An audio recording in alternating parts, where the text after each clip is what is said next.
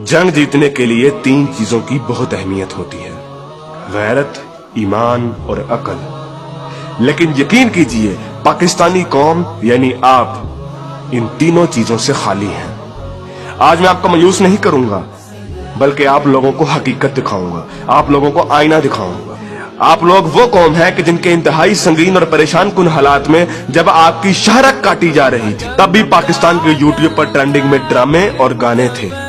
क्या गज़वा हिंद की पेशनगोई इस कौम के लिए की गई थी कि जिसकी 80% आबादी हराम खाती और कमाती है, जिनके पेट में हराम होता है, जिस कौम की 90% आबादी झूठ बोलती है, गाहक को चीज की खामियां और नुक्स बताए बगैर बेच देती है और इसको अक्लमंदी समझती है, जिस कौम की बेटियां टिकटॉक पर नाचती हैं और इस कौम के शाहीन उन्हें बड़ी खुशी से देखते हैं। और यही बेटियां और बेटे जब वालिदैन बनेंगे तो सिवाय नाचने वालों के और क्या पैदा करेंगे, और ये माएँ क्या तरबियत करेंगी। हकीकत तो ये है कि बेगैरत हिंदू और यहूदी नहीं, बेगैरत आप हैं। आप पाकिस्तानी बेगैरत हैं। आप लोग वो कौम है जो वैसे तो सारा साल इमाम हुसैन के मुकद्दस नारे लगाती रहेगी, लेकिन जब वाकई में कश्मीर मैदान करबला बनेगा तो सारी कौम वही कुफा वाले बन जाएंगे जिन्होंने इमाम हुसैन से कहा था कि आप आए, हम आपका साथ देंगे, लेकिन जब वक्त आया तो कोई अपने घर से नहीं निकला। फिर ये लोग तालिबान की मिसालें देते हैं कि तालिबान के पास कुछ भी नहीं था, कोई असबाब नहीं थे, लेकिन अल्लाह ने उन्हें फिर भी फतह दी। मुझे हैरत है कि ये किस मुंह से तालिबान की बात करते हैं। तालिबान को अल्लाह ने फतह दी थी तो उनकी गैरत, उनके ईमान, उनके तवक्कल, उनकी जिद्दोजहद, उनकी कुर्बानियों, उनके अज़म, उनके इस्तक़लाल और उनकी जिहाद की बिना पर। ना तो उनकी बेटियां टिकटॉक पर नाचती थी, ना उनके बेटे गेम ऑफ थ्रोन्स और गानों और फिल्मों के शदाई थे, ना वो हराम खाते थे और ना ही वो नमाज कज़ा करते थे। कश्मीरी तो बेवकूफ है कि उन्होंने इस कौम से सारी उम्मीदें लगाई हुई हैं, जिस कौम के नौजवान मुजाहिद भी हैं और मुफ्ती भी हैं, लेकिन सिर्फ फेसबुक, ट्विटर और इंस्टाग्राम के। बल्कि लोग नौजवानों को और इस यूथ को बहुत सराहते हैं, कहते हैं कि ये पाकिस्तान का एसेट है, लेकिन मैं ये कहता हूँ कि ये नौजवान लानत है। इस वक्त पाकिस्तान की तकरीबन तमाम यूनिवर्सिटीज फहाशी, फहशगोई, गलाजत, नशा, इश्क माशूकी का अड्डा बनी हुई है। इन नौजवानों ने इस्लाम को मजाक बना दिया है। इन्हीं नौजवानों ने मॉडर्निज्म के नाम पे फहाशी और बेहयाई को रिवाज दिया है। हर लड़की आजकल टाइट्स पहन के फिरती है। इस्लाम और तहजीब का कोई नामो निशान ना यूनिवर्सिटीज में है, ना कॉलेजेस में। आज के लड़के गर्लफ्रेंड बनाने और लड़कियां बॉयफ्रेंड बनाने को फख्र समझती हैं। इन्हीं नौजवानों में चर्च और सिगरेट एक फैशन बन चुका है। हॉलीवुड के गाने और फिल्में और खुसूसी तौर पे नेटफ्लिक्स आज फैशन, मॉडर्न और पढ़े लिखे होने की अलामत है। और फितने सिर्फ शहरी इलाकों में ही नहीं, देहात में अक्सर मसाजिद खाली पड़ी रहती हैं। बमुश्किल किसी मस्जिद में एक सबसे ज्यादा नमाजी होते हैं। और झूठ, शरीकेबाजी, बदला और फसाद जितना देहात में होता है उतना तो शहरों में भी नहीं होता। अक्सर कॉलेजेस और यूनिवर्सिटीज के असातिज़ा फहश किस्म की जुगते लगाते हैं और बच्चों को बजाय अखलाकियात की तालीम देने के खुद बद अखलाकी की मिसाल बने होते हैं। और ऐसा क्यों ना हो, जब टीचर 45 मिनट पढ़ाने के पैसे ले लेता है लेकिन 20 मिनट पढ़ाता है और बाकी टाइम या तो मोबाइल पे गुजारता है या जुगतबाजी में या मजाक करने में, तो जब असातिज़ा तक के पेट में हराम की कमाई होगी तो वो क्या अखलाक सिखाएंगे। और सबसे बढ़कर हम जिन्स परस्ती और लौंडेबाजी पे बने हुए मजाक इस कदर आम हो चुके हैं, इस कदर आम हो चुके हैं कि सोशल मीडिया पर चलने वाले बिलावल भुट्टो और शेख रशीद की मीम्स इस कदर आम हो गई हैं कि जैसे ये कोई मसला ही नहीं, जैसे ये कोई खिलाफे इस्लाम, खिलाफे तहजीब कोई बात ही नहीं। ये फितना मजाक मजाक में इस कदर आम हो गया है कि अब तो कोई स्कूल, कोई कॉलेज, कोई यूनिवर्सिटी से मुस्तस्ना नहीं। जिस कौम के बच्चे 12-12, 13-13 साल की उम्र में स्कूलों से ही फहाशी और पोर्नोग्राफी के मरीज बन जाते हैं, तो क्या वो हवस के पुजारी नहीं बनेंगे? ऐसी जगह ज़ैनब जैसे केस सामने नहीं आएंगे तो और क्या होगा? मुझे हैरत होती है कि हर बंदा मीडिया को तनकीद का निशाना बनाता है, हर बंदा मीडिया को फहाशी का असल कसूरवार ठहराता है, लेकिन खुद को कोई जिम्मेदार नहीं ठहराता, जो उस मीडिया को बड़े शौक और बाकायदगी से देखता है और उस मीडिया को अरबों रुपए का बिजनेस भी देता है।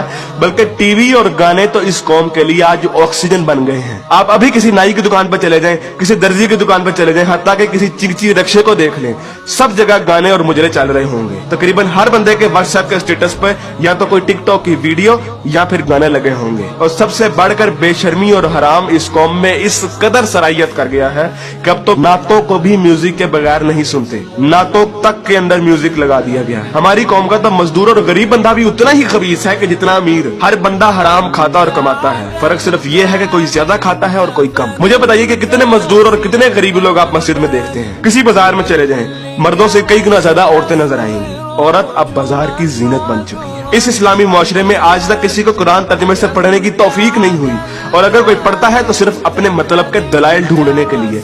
बरेलवी कुरान खोलते हैं तो ईद मिलादुन नबी को सही साबित करने के लिए, शिया कुरान खोलते हैं तो जुलूस और मातम को सही साबित करने के लिए, तबलीगी जमात वाले कुरान खोलते हैं तो सिर्फ तबलीग के दलाइल ढूंढने के लिए, औरतें कुरान खोलती हैं तो मर्दों को निगाहें नीची करने वाली आयत दिखाने के लिए, और मर्द कुरान खोलते हैं तो औरतों को पर्दा करने वाली आयत दिखाने के लिए। और बहुत सी अवाम तो ऐसी है कि जो सिर्फ और सिर्फ वजीफे करने के लिए कुरान खोलती है। यानी इन लोगों ने कुरान को अल्लाह की किताब नहीं बल्कि टेलीफोन डायरेक्टरी बना दिया है।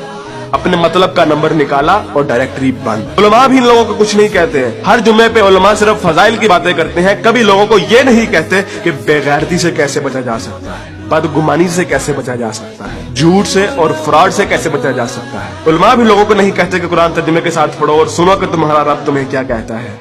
और यकीन कीजिए कि जब आप कुरान तर्जुमे के साथ पढ़ेंगे तो आपको अंदाजा होगा कि एक बार सुभान अल्लाह या 100 बार कलमा पढ़ने से जन्नत नहीं मिलनी। अमल करना पड़ता है, अमल। लेकिन हमारे मीठे मीठे उलमा और मुबल्लिग सिर्फ और सिर्फ मोहब्बतें बांटने पर जन्नतों का वीजा दे देते हैं। जिस मुल्क में दुनिया में सबसे ज्यादा ईद मिलादुन नबी मनाई जाती हो, मुहर्रम के जुलूस निकलते हो, तबलीगी जमात वाले तबलीग करते हो, वही मुल्क दुनिया में करप्शन और झूठ और हराम कमाने में सबसे आगे है। तुम लोग कुर्बानी के लिए जानवर भी लेते हो तो सिर्फ लोगों को दिखाने के लिए, अपना स्टेटस कायम करने के लिए। यकीन कीजिए असल गद्दार आप हैं। कायद आजम अल्लामा इकबाल और 50 लाख शोहदा के लहू से गद्दारी की है आपने, पाकिस्तान से गद्दारी की है आपने, और सबसे बढ़कर अल्लाह और उसके रसूल से गद्दारी की है आपने। गज़वा उहद में जब सहाबा ने हुजूर अकरम सल्लल्लाहु अलैहि वसल्लम की एक छोटी सी नाफरमानी की थी, तो उस छोटी सी नाफरमानी की बिना पर अल्लाह ने मुसलमानों को बहुत बड़ी शिकस्त दी। हालांकि वो सहाबा थे और अल्लाह के रसूल भी उनमें मौजूद थे।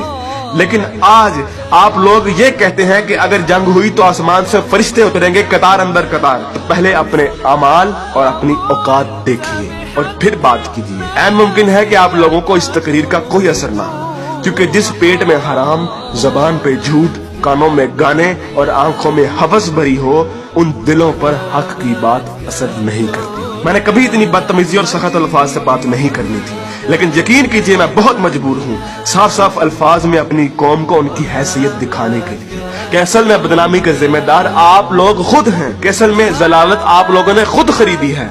ना तो आप कुरान के मोमिन हैं, ना इकबाल के शाहीन।